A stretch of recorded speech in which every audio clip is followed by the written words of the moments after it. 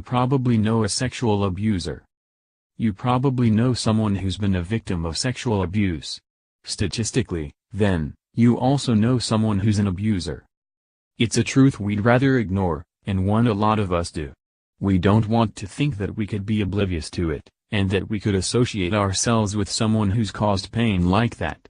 But it's likely that a lot of us have friends, partners, and even family members that have done so.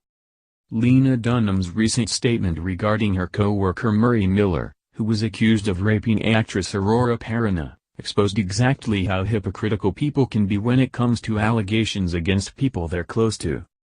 Surely not my friend, we say, despite denouncing others who have committed such crimes.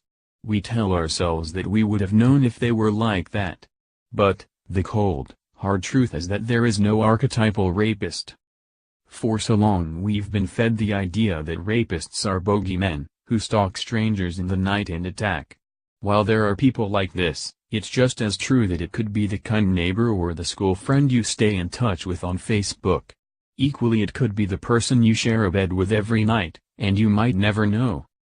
My rapist was a friend of mine. He's funny and sociable. He's someone I never felt was a threat. But, when he was holding me down and forcing himself on me, it was a completely different person I saw. None of our mutual friends know, and there's a possibility I'll never have the courage to say exactly who it is. Would they believe me if I did? After all, he just isn't like that. Like Dunham, people are quick to defend the character of the perpetrator.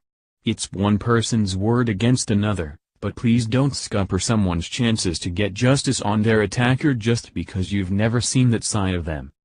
If you're a feminist, or just a decent person, you need to believe victims. It's not your place to decide whether it's true or not. If there's a false allegation, estimates put this at around 2 to 8%, just like false reporting rates of other crimes, then it's the responsibility of the authorities to come to that conclusion. Your character witnesses are not wanted and are not helpful in the slightest. Dunham is without a doubt, completely out of order speaking about Perrineau's experience as if she knows. This so-called liberal feminist was the first to speak up when other women came forward with allegations against the likes of Harvey Weinstein.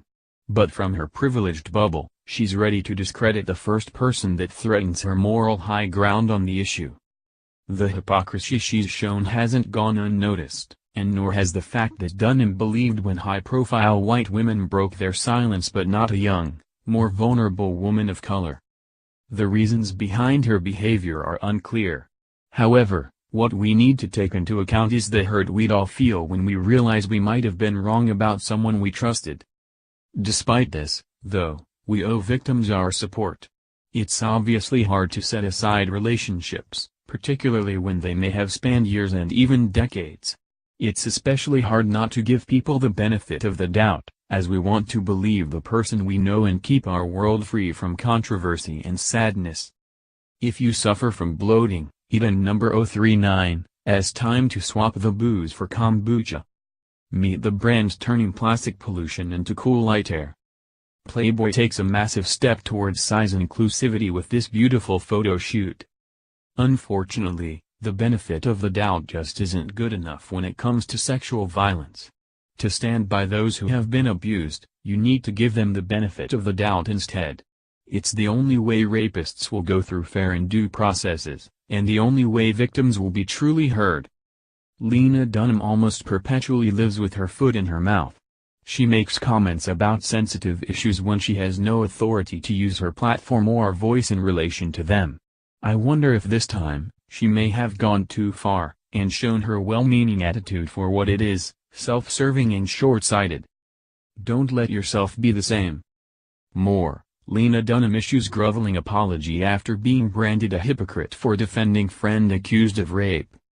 More, should you separate the art from the artist when it comes to sexual abuse?